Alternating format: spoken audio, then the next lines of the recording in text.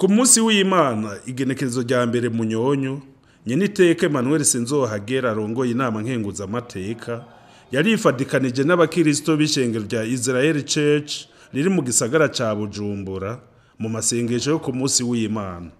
Ariko ashikiriza ijambo bari bitavye ayo masengesho, Nyeniteka Sinzohagera yabanje gukenguruka ingene abakristo b'iryo shengero bama bisonzesheje akongera bagasengera igihugu n'indongozi. Yarongeye arabakeza ku gikorwa ciza cyo gufasha abantu aho nikora, aca batera intege ku migambi bafise yo kubaka amashure n'amavuriro. Mu kurangiza yahimirije abaraho kubandanya bagwanya ikiza ca coronavirus no kwitaho isuku ry'igisagara ca Bujumbura. None bwoko bw'Imana nagira mfate kano kanya ko kubashimira, ndabakengurukire ingene mukore mu muhamagaro wanyu, umuhamagaro wo gusengera igihugu no gusengera indongozi z'igihugu.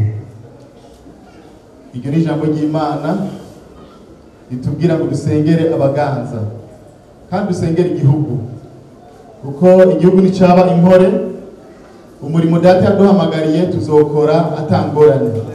Haleluya. Abaturongoye babaye impore, igihugu ikaba impore, ubutumwa bw'Imana cyo tugenda tukabuvuga kandi bikagenda neza.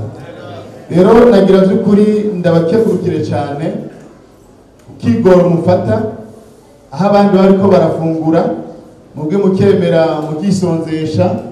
Ndabitegereje si uko mubibuze, nabonye murayagayaga nubwo ari ubwiza bw'Imana ariko kandi ndabona no ku mubiri mweze neza cyane.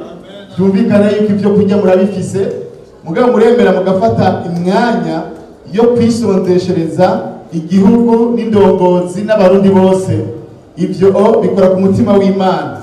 Rero by'ukuri ndabakengurukiye cyane kubw'icyo gikorwa cyiza mukora cyo gusengera abaturongoye. Tubashire mu maboko y'Imana kandi gusengera igihugu n'abarundi, gusengera indongozi zacu yerekana ko tuba dukunda icyo gihugu, tugakunda n'indongozi. Kuko niwosengera ibyo udakunda, niwosengera igihugu utagikunda. Niko ko mwabivuze nk'ishengero hambavu y'ibikorwa by'ivugabutumwa, ni byiza yuko mwagura ubwami, amashure, amavuriro, kuko ivyo navyo umubiri urabikenera. Ariko kandi nubwo mutaba murabishikako turabatera intege. Igikuru nuko muri mu muhamagaro wanyu. Iyo umuntu ari mu muhamagaro wiwe n'ibindi Imana irabikora.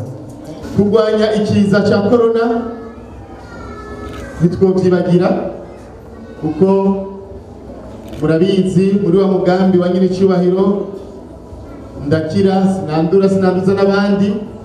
N'ubu ikiza kiracariho, tubandanye twitwararika impanuro duhabwa n'abaganga. Dukarabe kenshi, tugire isuku, twirinde kuramukanya, dukurikize amategeko duhabwa.